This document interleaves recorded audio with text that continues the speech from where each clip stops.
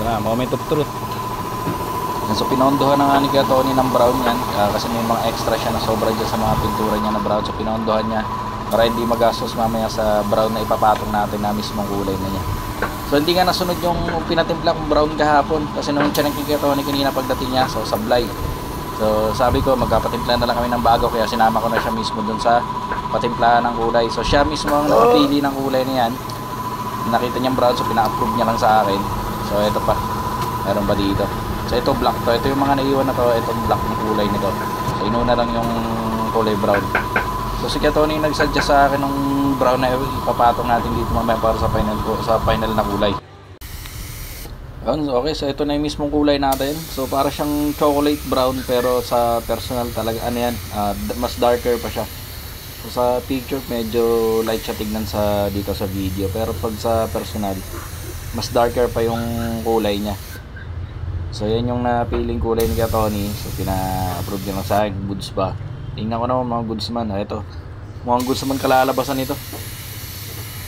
Tsaka may pearl, pinahaluan kasi namin ng pearl yan para makintab siya kapag nasisinaga ng araw. Yun, tingnan nyo naman yan, may ang ganda ng kinalabasan nito. Wala pang top coat yan, yung mismong kulay niya pa lang yan. So papatungan pa ng top coat ni Kuya Tony yan. Tingnan nyo naman yung kalabasan, ang ganda ng pagka-brown nito. Nai-excite naman ako dito matapos. Yan, parang siyang chocolate brown pero mas dark. Tapos nalagyan namin ng pearl yan. Ang ganda niya kapag sinaga ng araw. So after niya, papatungan pa ng top coat. Top coat na pala. Nakalingat lang ako, nagpapatong na pala si Kuya Tony ng top coat to. So check natin. So yan, kita niyo naman apakintab na napatungan siya ng top coat. Mas gumanda siya, tingnan, mas nabuhay yung pagiging brown niya. And mas nabuhay yung pagka-brown.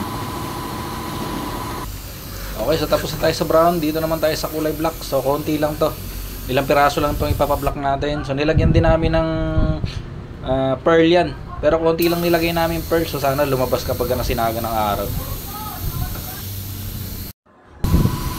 Yan, so top coat na kaagad. So ito, pinapatungan ng Kuya Tony ng top coat. Ang ganda na rin ito.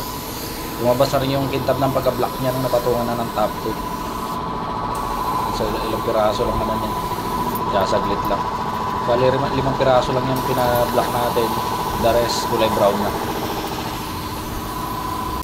So after nito, patutuyaan muna natin siguro ito ng mga 2 araw para tumigas ng husto yung top coat. Saka natin iliha ulit, sabay buffing, tapos wax para mas kumintab talaga.